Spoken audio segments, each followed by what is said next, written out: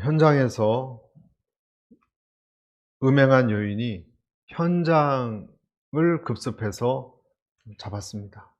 그래서 그 여인이 사람들 앞에 죄가 완전히 걸린 거니까 무슨 말을 하겠습니까? 그렇죠? 덜미를 잡혀서 왔습니다. 간음한 현장에서 잡혔다. 얼마나 수치스러웠을까? 얼굴을 들 수 없었을 것입니다. 엉망이 됐을 것입니다. 처음에는 안 붙잡혀 가겠다고 도망갈 수도 있고, 붙잡혀서 머리 끄댕이를 잡혀올 수도 있고요. 화장은 다 지워지고 눈물 범벅에. 수치스러운 것뿐만 아니라 간음한 사람은 돌로 쳐서 죽여야 한다는 것이 신명기의 율법으로 나타났기 때문에 이 여자는 죽음의 공포까지 느끼고 있었을 겁니다. 수치심과 죽으니까. 이 사건은 우리에게 무엇을 오늘 말해주고자 하는가? 가장 비참하고 최악의 상황까지 넘어졌을 때 하나님께서 어떻게 우리를 대하시고, 또 그때 사람들은 어떻게 우리를 대하는지 그걸 보여주고 있는 것입니다. 3절 보실까요? 율법 학자들과 바리새파 사람들이 간음을 하다가 잡힌 여인을 끌고 와서 사람들 앞에 세우고 예수께 말했습니다. 선생님, 이 여자가 간음을 하다가 현장에서 붙잡혔습니다. 무엇을 지금 보여주고 있습니까? 인간의 연약함을 보여주고 있는 거예요.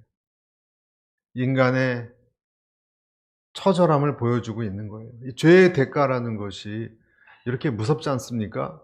걸리면은 수치도 당하고 죽임도 당할 수 있는데, 그럼에도 불구하고 그걸 모르지 않았을 거예요, 여인은. 그런데도 그런 성적 범죄의 유혹에 빠져서 살아갔던 여인이에요. 그것이 이 여인이었습니다.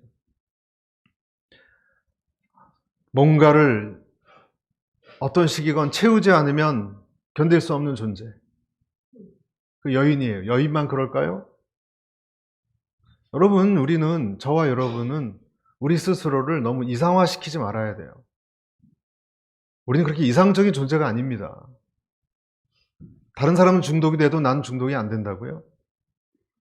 다른 사람은 분노하지만 나는 그때 분노하지 않을 거라고요? 불안한 사람들이에요. 이 여인도 그것이 범죄인 줄 알지만 그것을 통해서 뭔가를 채우고자 하는 것이 있었을 거예요. 뭔가를 채우고자 하는 것이 있었을 거예요. 율법을 우리가 모르지 않습니다. 그렇죠? 저와 여러분도 이것이 하나님의 뜻이 아니라는 것 압니다.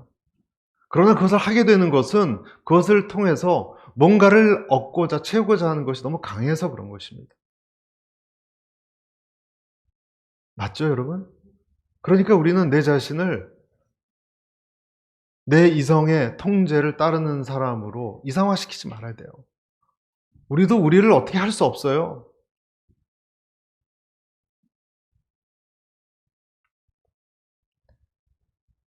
그쪽으로 우리는 죄악적으로 자꾸자꾸 땡겨집니다. 아슬아슬한 사람들. 어쩜 그것이 우리들입니다. 하지만 오늘 이 여인은 이런 사건이 벌어져서 끌리려고 왔지만 어떤 면에서는 잘된 것일지도 몰라요. 어떤 면에서는 잘 됐습니다. 이런 식으로라도 내가 예수님 앞으로 끌려오니까, 다른 사람이 아니라 이런 식으로라도 예수님 앞에 끌려오니까. 많은 사람들이 이 세상에 살면서 여러 가지 덫에 걸리건 환난이건 수치심이건 죄를 저질러서 발각이 되었건 어떤 시기건 하나님 앞에 회개하는 그 자리로 끌려옵니다. 많은 사람들이, 그리스도인들이. 죽으러 가는 것 같지만 사실은 죽으러 가는 것이 아닙니다. 죽으러 가는 것이 아닙니다. 우리는 살기 위해서 끌려가는 것입니다. 불행 가운데 다행이 있고요. 다행 가운데 불행이 있는 거예요. 그것이 인생입니다. 그래서 이 여인을 예수님은 어떻게 받으셨습니까? 5절과 6절 보시죠. 5절을 제가 읽고요. 여러분 함께 6절을 읽겠습니다. 모세는 율법에서 이런 여자들은 돌로 쳐 죽여야 한다고 우리에게 명령했습니다. 선생님은 뭐라고 하시겠습니까?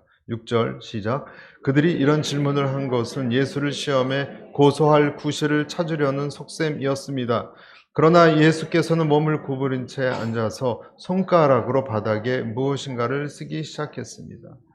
이 사람들이 원래 이런 일을 벌였던 이유는 예수님을 넘어뜨리려고 했다. 6절에 보면 고소할 구실을 찾으려고 했다. 이렇게 나와 있습니다.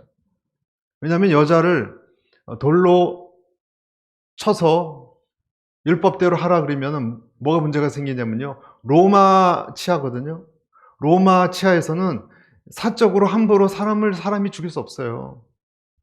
아무리 그것이 종교적인 어떤 율법이라 하더라도 예수님이 곧바로 범죄인이 되어서 붙잡혀갑니다. 걸리죠? 로마법을 따라야 돼요, 그때는. 그렇다고 아무 일도 하지 않으면 하나님의 법에 걸려요. 당신은 비겁자라고 하나님의 말씀을 증거하러 온 예수님에게 당신은 율법을 그대로 어겼으니 당신은 노굿이다. 당신은 아무것도 아니. 이런 얘기를 듣고 비난받습니다.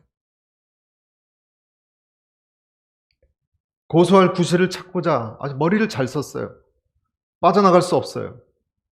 이때 예수님이 하신 행동이 놀랍게 무엇이었습니까? 구부린 채 뭔가를 땅에 쓰고 계셨다 이렇게 나와요. 무슨 글씨를 썼을까? 무엇을 쓰셨을까? 여러분 궁금하지 않습니까?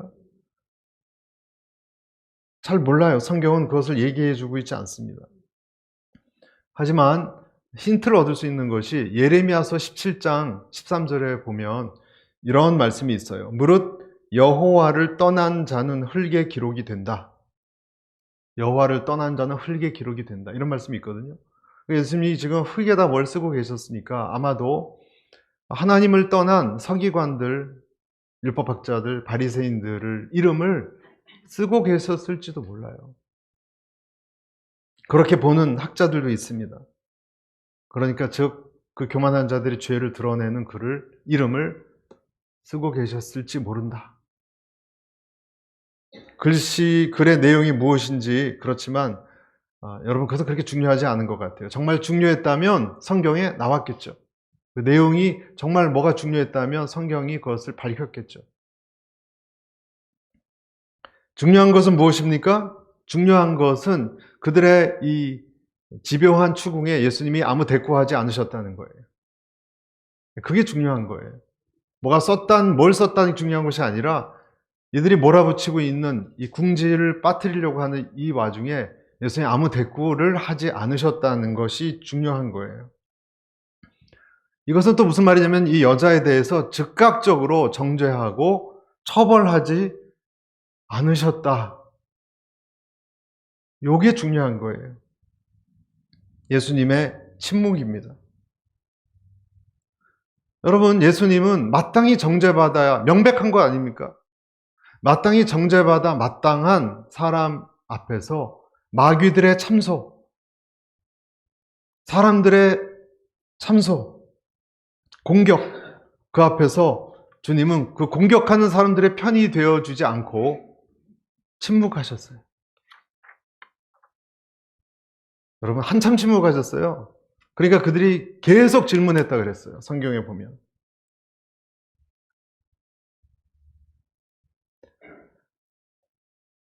(7절에) 보면 그들이 계속 질문을 퍼붓자 도대체 뭘 쓰시는 거냐? 왜 아무 말 안 하시냐? 그러니까 침묵의 시간이 꽤 갔던 거예요. 여러분, 예수님의 침묵은 무엇을 의미하는 걸까요? 도대체 그 의미가 뭘까요? 우리는 이렇게 예측할 수 없고 이해할 수 없는 예수님의 행동 앞에서 굉장히 당황합니다. 당연히 징계가 내려져야 할 때 왜 주님은 뜸을 들이시고 그것을 하지 않는 것일까? 왜 앞으로 정죄하고 심판을 하실 생각을 안 하고 계시는 걸까? 당연히 심판받아야 할 죄인인 어쩌면 저와 여러분을 주님은 왜 그냥 두고 계실까? 침묵을 계속 연장하고 계실까? 우리가 사람들을 정죄하려고 하는 그 성향은 이런 예수님의 행동을 보면서 예수님의 이런 걸 따라갈 수가 없어요. 우리도 마찬가지예요. 왜 정죄를 하지 않으세요? 똑부러지게 일하지 않으세요? 우리는 예수님의 이 침묵의 의미를 따라갈 수 없어요. 답답해집니다. 그러나 또 한편으로는 저는 이 침묵이 너무 좋아요. 할렐루야. 은혜가 돼요, 은혜가. 왜 그렇죠? 쿠션 같으니까. 쿠션 같으니까. 내가 피해자라고 생각하면 이 침묵이 약간 달콤하지 않을까요? 바로 징벌이 내려지지 않고 뭔가 가능성을 몇 초라도 느끼는 시간이 되지 않을까요? 죄인이고 처참한 나를 배려하는 예수님의 침묵. 여러분, 그것이 싫습니까? 우리는 그 침묵을 좋아합니다. 하지만 이 예수님의 침묵은 여자를 바로 돌로 쳐서 죽이려고 하는 사람들을 굉장히 당황하게 했어요. 어리둥절하게 하고 조금 불안하게 했어요. 왜 저러시나? 이어서 침묵을 깨트리고 예수님이 말씀하셨습니다. 7절입니다. 7절 같이 읽겠습니다. 시작. 그들이 계속 질문을 퍼붓자 예수께서 일어나서 그들에게 말씀하셨습니다. 너희 가운데 죄 없는 사람이 먼저 이 여인에게 돌을 던지라. 8절도 있습니다. 그리고는 다시 몸을 굽혀 바닥에 무엇인가를 쓰셨습니다. 여인을 자기에게 데리고 온 것이 자기를 시험하려고 한 것을 이미 꿰뚫어 보신 예수님. 그런데 그 침묵하시다가 조용한 이 말 한마디가 의기양양했던 이 사람들의 허를 찔렀습니다. 이 사람들은 예수님의 이 한마디가 이 분위기를 완전히 역전시킬 것이라고는 전혀 꿈도 꾸지 못했습니다. 너희 가운데 죄 없는 사람이 먼저 돌을 던져라. 예수님은요, 간음에 대한 형벌이 잘못이라고 하지 않았어요. 그것은 옳은 거예요. 간음을 한 사람을 쳐서 사형시킨 것이 나쁘다라고 하지 않으셨어요. 율법을 거슬리지 않으셨어요. 그런데 죄 없는 사람이 먼저 나서서 그 여인을 돌로 치기 시작하라라고 이야기함으로 인해서 이 고소하는 사람들 마음속에 어떤 것을 건드렸어요. 폭로하셨어요. 그래서 이 여인의 행위가 분명히 잘못돼서 처단을 해야 되지만 예수님의 이 말씀을 듣고 그 고소하는 사람들이 내 안에도 뭔가 그 바운다리 안에 들어갈지도 모른다는 불안감이 느껴지기 시작했어요. 그러니까 내 자신도 고소당하는 사람의 영역이 될지 모른다고 고소받는 것의 범위를 확대시켰어요. 죄 없는 사람만이 판결 내려라. 여러분, 우리는 이 예수님 말씀을 어떻게 들어야 하겠습니까? 참된 판결은 무엇인가? 참된 판결은 올바른 동기에서 나와야 된다. 자격이 있는 사람에게서 판결이 내려져야 된다. 그 뜻입니다.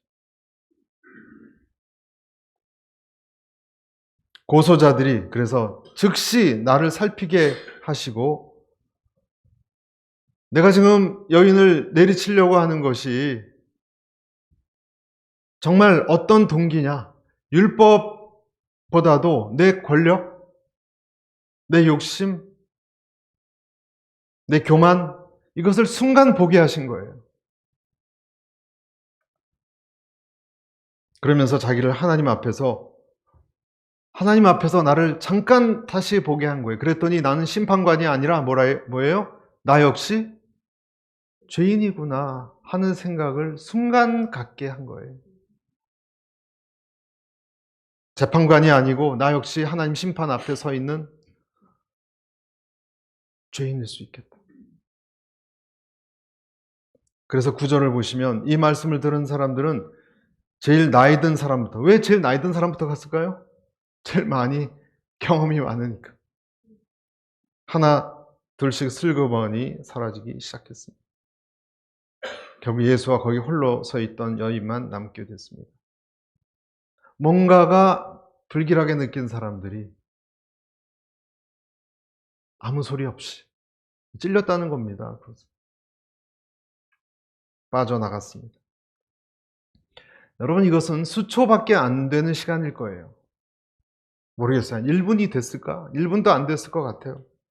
하지만 이 순간에 수초 동안 내가 어떤 존재인지 섬광처럼 보게 하시는 은혜가 일어날 때가 있습니다. 여러분, 이것이야말로 신비고 은혜예요. 아멘. 우리에게 그 순간이 절대적으로 필요합니다.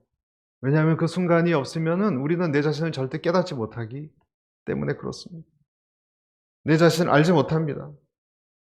내가 의로 충만해서 죄인을 참소하려는 그 순간, 이것을 보여주기 전까지 우리는 내 자신이 어떤 존재인지, 어떤 욕구로 가득 차 있는지 알지 못합니다. 하지만 하나님이 번개처럼,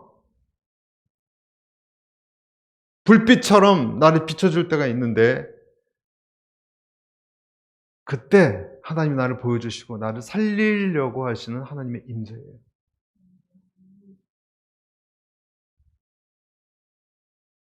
밤하늘에 깜깜할 때, 여러분 비가 내릴 때 갑자기 번개 치는 거 보셨습니까? 갑자기 번개 치면요, 산 모습이 갑자기 보여요.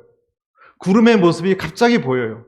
그전엔 새카맸어요. 근데 번개 치는 순간 1초도 안 되는 0.2초 정도 되는 순간, 그때 뭐가 번쩍하고 그림자처럼 산과 산맥과 구름이 보입니다. 번개 순간에만 보입니다. 깜깜할 때는 없는 줄 알았습니다.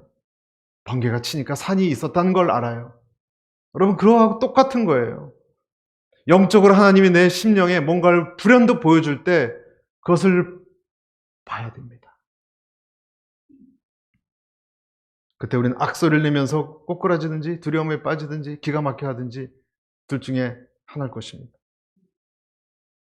어떻게 여러분은 그럴 때 하나님이 그 성광을 비춰줄 여러분을 보여주실 때 어떻게 반응하십니까? 어떻게 반응하십니까? 주님 앞에 온전히 서 있을 수 없다는 것이 그 성광 비춰줄 때 그걸 보여주실 때 얼마나 다행입니까? 저는 우리 모두에게 그런 빛이 임하기를 축복합니다. 그래서 내 발걸음이나 돌을 굳게 쥔 내 손이, 내 발걸음이 더 이상 진전되지 않게 되기를 축복합니다. 제가 자식을 꾸짖고 잘못 하나하나 밝혀주려고 했던 때가 있었어요. 그건 정당했어요. 그렇지만 어느 순간 갑자기 그런 생각이 들었습니다. 제가 어렸을 때 제 아버지에게 했던 행동이 그보다 더 했다는 것을 깨달았어요. 내 모습이 그대로 자식에게서 비춰버린 겁니다. 순간이에요. 제 아버지를 용서하지 못하겠다고 푸념했던 아내에게 때가 있었습니다. 그때 순간 그 얘기하고 있는데 하나님께서 제 마음에 역사하셨습니다. 너는 네 아비를 얼마나 아느냐?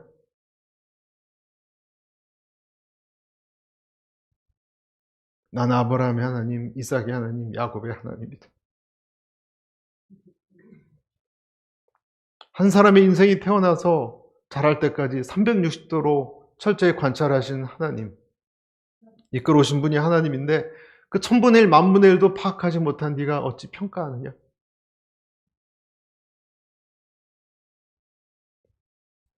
어불성설입니다. 그것은. 교만한 재판관의 자리에 앉겠다는 것입니다. 여러분, 교만한 재판관이 되지 않기를 축복합니다.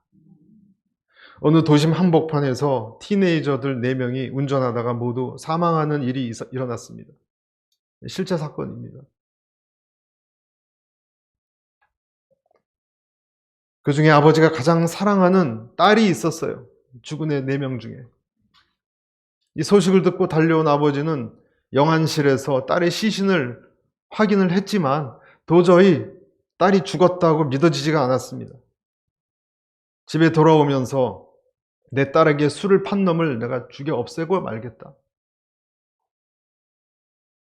분노에 가득 차서 사귀지 못한 채 맨정신으로는 그 리커스토어 찾아갈 수 없으니까 술을 마시고 평소 감춰졌던 술병을 꺼냅니다. 한 잔 마시고 일을 저지르려고. 근데 거기 적은 쪽지 하나가 놓여 있었어요. 아빠가 사랑하는 딸이 아빠의 많은 술병 중에서 한 병 가져간다고 해서 화내시지는 않겠죠? 쪽지를 본 아버지가 자리에서 털썩 주저앉으면서 내 딸은 내가 죽였다 하고 회개했습니다. 통곡을 했습니다. 창세기 38장에 비슷한 얘기가 나오는 건 아십니까? 유다라고 있어요. 유다의 며느리가 다말이에요. 근데 며느리는 유다가 시아버지거든요. 유다의 아들 중에서 한 사람과 결혼을 했는데 아들이 먼저 죽었습니다. 며느리가 혼자 남았어요. 그러면 그때는 계대 혼인법이라 그래서 동생을 또 그 씨를 이어야 되니까. 근데 동생은 그 말을 듣지 않았어요. 그리고 세월은 지나갔어요. 그 여인은 자식을 얻지 못했어요. 참다 못해서 변장을 하고 창녀로 변장하고 그 유다와 관계를 맺고 임신의 배가 불러오니까 유다는 자기가 관계한 여자가 자기 며느리인지 몰랐어요. 여러분, 이 이야기 유명한 얘기 아닙니까? 나중에 증거로 딱 보여주는 거예요. 도장과 끈과 지팡이를 보여줘요. 당신이 이 씨의 주인이라고. 그전에는 저 여자를 불태워 죽이라 그랬어요. 저 며느리를. 근데 원인 제공자가 자기예요. 하나님이 보여주신 겁니다. 너희 중 죄 없는 자가 먼저 돌로 치라. 너는 도대체 누구냐? 돌을 들고 부들부들 떨면서 서 있는 너란 존재는 도대체 누구냐?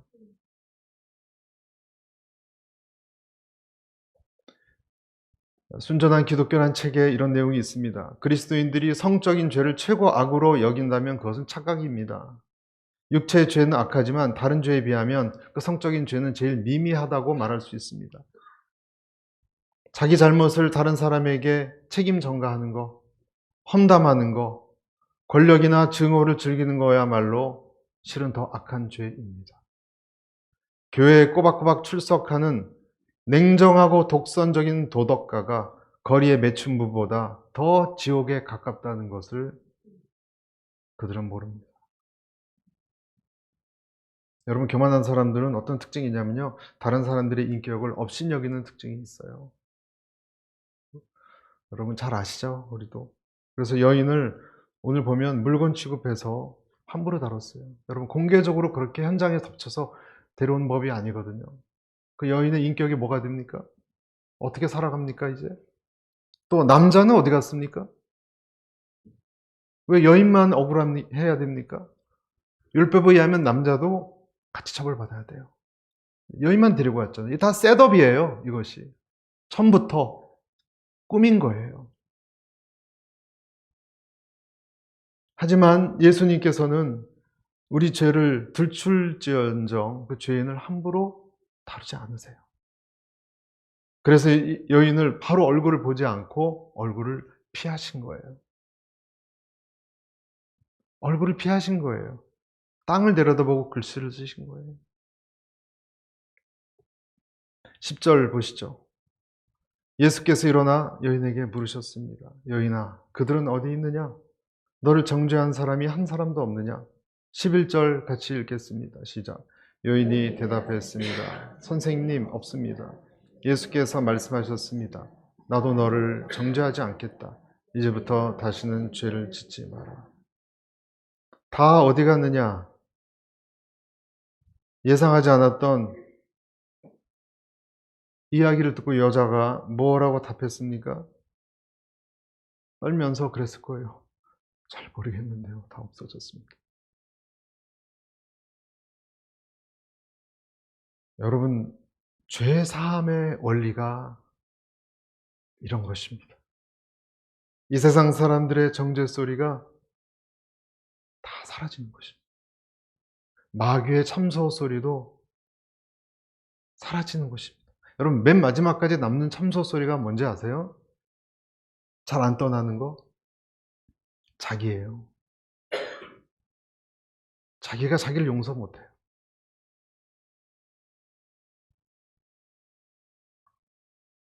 마귀의 참소. 물론 내가 잘했다는 게 아니에요. 잘못했어요. 하지만 주님 앞에서 그런 인간의 마귀의 정죄 소리는 낙엽처럼 힘을 잃는다는 것을 아십니까? 힘을 잃어요. 죄사함의 원리예요. 여러분, 얼마나 우리는 주님 앞에 서 있으면서도 사람들의 정죄 소리에 시끄러워하고 괴로워합니까? 두려워합니까? 계속 사람들의 과거의 비판 소리가 나를 지금도 주눅들게 하는 경우가 있어요. 그리고 더 나아가서 나도 설득당해서 나는 죽어야 돼. 나는 망해야 돼. 내가 왜 살고 있나? 나 같은 것은 버러지야. 이런 생각으로 내가 나를 계속 상처를 주는 거예요. 여러분, 최종적으로 우리도 내 소리로부터 자유로워야 됩니다. 왜냐하면 맨 마지막에 남아야 될 소리는 예수님의 소리여야 하기 때문에 그렇습니다. 내가 나를 판단할 자격도 없어요, 여러분. 예수님이 돌을 들어서 여인을 치려는 사람들에게 했던 선언은 아까 말씀드렸듯이 그들의 죄를 스스로 보게 하고 찌르도록 한 것입니다. 그래서 주님의 죄 없는 자가 먼저 치라라고 한 것은 사람들을 두 가지로 쫙 구분시켰어요. 죄가 찌를 때 교만한 사람들은 그냥 도망갈 것이고, 죄가 드러나고 어찌할 수 없는 사람은 머물고 있을 거예요. 만약에 도망간 사람들이 하나라도 생각해보니 내 죄도 심합니다라고 무릎 꿇고 주님께 용서를 구했다면 좋았을 텐데 그런 사람은 없었습니다. 그냥 조용히 자리를 떴습니다. 만약에 그들이 남았다면 예수님의 질책을 듣겠고 그 다음에 용서를 듣겠고 그 다음에 격려를 들었을 것입니다. 저희도 죄인입니다. 돌로 칠 자격이 저희에게도 없습니다. 이런 얘기하지 않았습니다. 그들은 그냥 다 사라졌습니다. 여인은 도망갈 수가 없었어요. 왜냐하면 이제 다 드러나 버렸고 의지할 때도 없었기 때문에 도망갈 데가 없어요. 여러분, 도망갈 데가 없는 사람이 복받은 사람인 줄로 믿습니다. 도망갈 데도 없어야 돼요. 이 세상에서 하나님은 저와 여러분을 도망갈 곳도 없는 상황에 두시고 그리고 그때 홀로 교제하기를 원하세요. 내 자신이 처참한 죄인으로 드러나서 파산한 사람은요, 도망갈 데가 없어요. 만날 친구도 없어요. 가족도 이해할 수 없어요. 돌팔매질을 당할지도 몰라요. 그래서 그는 주님과 함께 있어요. 이 여인은 변명하지도 않았어요. 받아들였어요. 그냥 돌로 치시면 치시는 거예요. 아마 여인은 악을 악을 쓰고 그런 적 없다고 하지도 않았잖아요. 그냥 가만히 있었어요. 여러분, 이렇게 주님과 함께 있는 것이 가장 안전한 것입니다. 예수님은 여인에게 다시 죄를 짓지 말라고 하셨습니다. 그리고 우리 읽지 않았지만 12절에는 이런 말씀이 있어요. 12절. 예수께서 또 일러 가라사대 나는 세상의 빛이니 나를 따르는 자는 어둠에 다니지 아니하고 생명의 빛을 얻으리라. 이 말은 결국 무슨 말입니까? 너는 여인에게 말씀하시기를 너는 용서받은 여인이야. 안 믿기겠지만 너는 나한테 용서받았어. 새로운 존재야. 빛처럼 살아가거라. 이제는 빛이야. 빛처럼 살아가거라. 세상의 정죄는 사라졌고, 그리고 주님은 나에게 기회를 주십니다. 새로운 출발을 하게 하십니다. 이제는 사람이 아니라 내가 주님 앞에서 새로운 목적과 기대감 속에 살아가게 돼요. 이게 여인의 인생이에요. 사람들의 눈이 아니라 주님이 나와 함께 하시고, 이제 주님의 눈을 의식하며 주님의 휘하에서 살아가게 돼요. 물론 죄에 대해서 주의를 놓치지 않을 것입니다. 여러분, 예수님께서는 이 죄를 괜찮으라고 하시지 않았어요. 주님이 보시겠다, 내가 너와 함께 하겠다 라고 말씀하신 거예요. 여러분, 용서받은 우리는 이제 주님의 휘하에 있음을 기억하십시오. 그래서 여러분, 결론적으로 결국 이 세상의 모든 것은요, 결국 주님과 나와의 관계로 압축돼요. 이 세상의 모든 관계는요, 주님과 나와의 관계로 압축되고 결론 지어집니다. 내 인생은 그분 앞에 서게 되는 거예요. 사람들의 평가, 사람들의 정죄는 둘째예요. 그런 소리가 더 이상 들리지 않을 때가 올 것입니다. 그런 면에서 여러분, 이 가늠한 여인이 현장에 잡혀 예수님 앞에 서 있는 이 모습은요, 마지막 때 우리가 예수님 앞에, 심판대 앞에 나가는 그 상황에 대한 모형이에요. 무슨 말인지 아시겠습니까? 마지막 날 우리가 죽어서 주님의 심판대 앞에 나갔을 때의 모형을 그대로 보여주고 있는 거예요. 수많은 사람들이, 사탄이 나를 주님의 심판대 앞에 서 있는 나를 정죄할 것입니다. 이 사람 돌로 쳐서 죽여야 한다고. 내 드러난 모든 행적을 보고할 것입니다. 그리고 그것은 맞습니다. 맨날 며칠 어떤 일을 했고 어떤 생각을 했고 범죄한 것을, 기록물을, 두꺼운 기록물을 가지고 와서 다 보여주면서 이 사람 죽어 마땅하다고 얘기할 것입니다. 수많은 사람들이 이빨을 드러내며 으르렁거리며 마귀와 사탄까지 합세해서 돌을 들고 있을 것입니다. 그때 우리는 떨며 내가 저지른 행적을 보고 아무 말 못할 거예요. 다 기록물이거든요. 그때 주님은 뭘 하고 계실까? 생명책에 뭔가를 쓰고 계실 겁니다. 그때 주님은 생명책에 무엇인가를 쓰고 말씀하실 겁니다. 내 죄는 십자가의 보혈로 사해졌다. 정죄하는 자들아, 정죄하지 말고 물러가라. 외칠 것입니다. 참소하는 자들아, 다 물러가라. 이 사람의 죄는 없다는 게 아니라 있지만 내 피로, 페인트로 다 여러분 칠해버리면 안 보이잖아요? 두꺼운 페인트로 칠해서 안 보인다. 주님의 사랑이 여러분과 저의 죄보다 크다는 것이 이 뜻입니다. 죄가 있습니다. 그러나 주님이 나를 더 불쌍하게 보셨습니다. 붙들려온 여인이 이 마음이 처음부터 가난해져 있다는 것을 보셨어요. 가난해져 있다는 걸 보셨어요. 아셨어요. 왜냐하면 여러분, 교만한 사람은 변명하고 외치고 안 그랬어요, 안 그랬어요 그랬을 것입니다. 예수님은 죄 지은 겸손한 자를 깨끗하면서 교만한 자보다 더 사랑하십니다.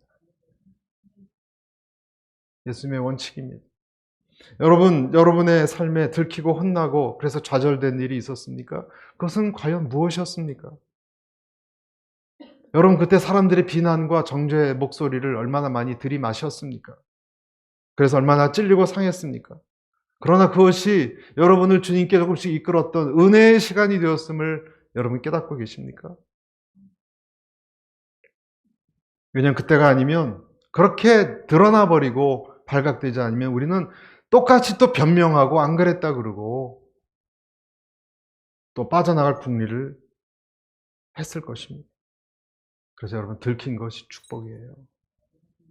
여러분, 주님께 붙들려 온 것이 축복입니다. 당한 것이 축복입니다. 왜냐하면 시편 119편 71절 고난당한 것이 내게 유익이라. 이로 말미암아 내가 주의 율례들을 배우게 되었나이다. 사랑하는 성도 여러분, 이 고난을 통해서 여러분 율례를 배우시기를 축복합니다. 그러나 더 중요한 것은 그것을 통해서 예수님의 하나님의 사랑을 경험할 수 있게 되기를 축복합니다. 그리고 그 사람은 새 출발할 수 있습니다. 그는 주님을 의식하며 살아갈 수밖에 없습니다. 이 은혜가 우리 교회 모두에게 임하시기를 간절히 축원합니다.